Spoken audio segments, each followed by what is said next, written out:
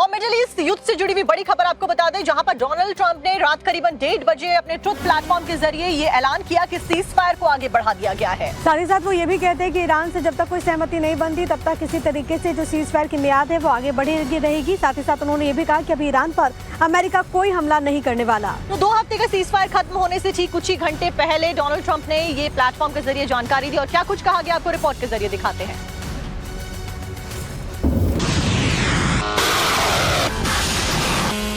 Middle east में महायुद्ध का राउंड 2 शुरू होते होते रह गया। बम बारूद की बरसात होने से पहले ही अमेरिकी राष्ट्रपति ने सीज फायर बढ़ाने का वो ऐलान कर दिया जिसकी दूर दूर तक कोई उम्मीद नहीं थी। भारतीय समय के मुताबिक सुबह 5:20 पर अमेरिका और ईरान के बीच युद्ध विराम की समय सीमा खत्म होने वाली थी और उससे करीब 4 घंटे पहले डोनाल्ड ट्रंप ने अपने सोशल मीडिया हैंडल पर पोस्ट करके कहा कि वो अमेरिका ईरान के बीच जारी युद्ध विराम की समय सीमा को तब तक के लिए बढ़ा रहे हैं जब तक ईरान अपना औपचारिक प्रस्ताव पेश नहीं कर देता। ट्रंप ने सीधे और स्पष्ट शब्दों में कहा कि शांति समझौते के लिए ईरान का प्रस्ताव आने तक सीज फायर जारी रहेगा। ट्रंप ने कहा कि शांति समझौते के लिए अमेरिका को ईरान के प्रस्ताव का इंतजार है। जब तक यह प्रस्ताव ईरान की ओर से पेश नहीं होता है तब तक अमेरिका ईरान पर कोई हमला नहीं करेगा। हालांकि ट्रंप ने साफ कर दिया कि स्ट्रेट ऑफ होर्मुज की अमेरिकी नाकाबंदी जारी रहेगी और मिडिल ईस्ट में अमेरिकी सेना को किसी भी हालात से निपटने के लिए तैयार रहने के निर्देश दिए गए हैं। ट्रंप ने अपने पोस्ट में ईरान की सरकार में शांति वार्ता को लेकर चल रहे गंभीर मतभेद का भी जिक्र किया और कहा कि बातचीत का चैनल बंद होने के बाद ही युद्ध का फैसला लिया जाएगा। अमेरिकी राष्ट्रपति डोनाल्ड ट्रंप ने अपने पोस्ट में यह बात कही है कि सीज फायर बढ़ाने का फैसला पाकिस्तान की अपील के बाद लिया गया है, लेकिन ट्रंप के ऐलान के बाद भी मिडिल ईस्ट पर युद्ध के बादल छटते नजर नहीं आ रहे हैं। उसकी सबसे बड़ी वजह है स्ट्रेट ऑफ होर्मुज की अमेरिकी नाकाबंदी। ईरान की शर्त है कि जब तक अमेरिका इस नाकाबंदी को नहीं हटाता है तब तक वो बातचीत की टेबल पर नहीं आएगा। ट्रंप के ऐलान से करीब 2 घंटे पहले ईरान के विदेश मंत्री अब्बास अराक्ची ने नाकाबंदी को एक्ट ऑफ वार कहा और साफ किया कि ईरान इसका मुकाबला करेगा।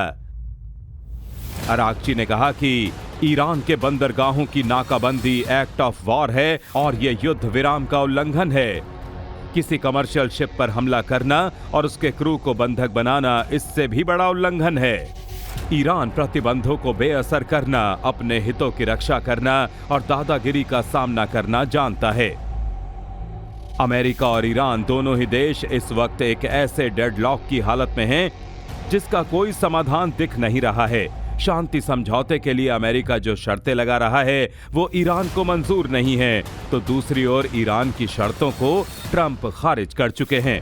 ऐसे में ये युद्ध विराम कब तक चलेगा ये कहना मुश्किल है। और वहीं अब सीजफायर बढ़ने को लेकर के ईरान के सुप्रीम लीडर के प्रतिनिधि का स्टेटमेंट सामने आ चुका है। अब्दुल्ला हाजी ने इन तमाम खबरों को खारिज कर दिया। यानी कि जो सीजफायर की बात डोनाल्ड ट्रंप कह रहे हैं बढ़ाने की, उस सीजफायर को ईरान नहीं मानता, ये बात कह दी गई है। अभी अमेरिका से कोई बातचीत नहीं चल रही है, सादगिकी ने ये कहा है। उन्होंने कहा कि तभी बातचीत होगी जब दुश्मन हमारी शर्तें मान लेगा। आपको दिखाते हैं ये पूरी खबर। ईरान पर बम और मिसाइल की बरसात फिलहाल टल गई है। डोनाल्ड ट्रंप ने ईरान पर होने वाला हमला फिलहाल टाल दिया है और सीज फायर को बढ़ाने का फैसला किया है। इस सीज फायर का भविष्य क्या है और क्या ईरान अमेरिका बातचीत की टेबल पर आ पाएंगे, इसकी फुल डिटेल आपको देंगे। लेकिन ट्रंप के सीज फायर बढ़ाने वाले फैसले से पहले तेहरान की सड़कों का नजारा देख लीजिए। युद्ध के खतरे के बीच सैकड़ों लोग तेहरान की सड़कों पर नारेबाजी कर रहे थे। उन्हें युद्ध का कोई खौफ नहीं है। अगर ट्रंप ने युद्ध विराम नहीं बढ़ाया होता तब भी ईरान ने अपनी ओर से पूरी तैयारी कर रखी थी।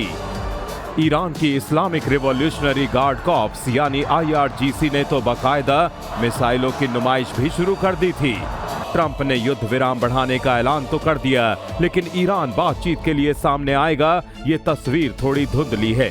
उसकी वजह ईरान का स्टैंड। ईरान के सुप्रीम लीडर मुज्तबा खामेनेई के प्रतिनिधि अब्दुल्ला हाजी सादेगही ने कहा है कि ईरान तभी बातचीत के लिए राजी होगा जब अमेरिका उसकी शर्तें मान लेगा। अगर ये बातचीत होती है तो उसमें 5 ऐसे मुद्दे होंगे जिसे सुलझाए बिना शांति नहीं होगी। पहला मुद्दा ईरान के एनरिच्ड यूरेनियम का है, जिसे लेकर ट्रंप ने साफ किया है कि ईरान के पास मौजूदा पूरा एनरिच्ड यूरेनियम वो अमेरिका ले जाएंगे। दूसरा मुद्दा है होर्मुज की नाकेबंदी का। ईरान ने साफ किया है कि जब तक नाकाबंदी जारी रहेगी वो बात नहीं करेगा।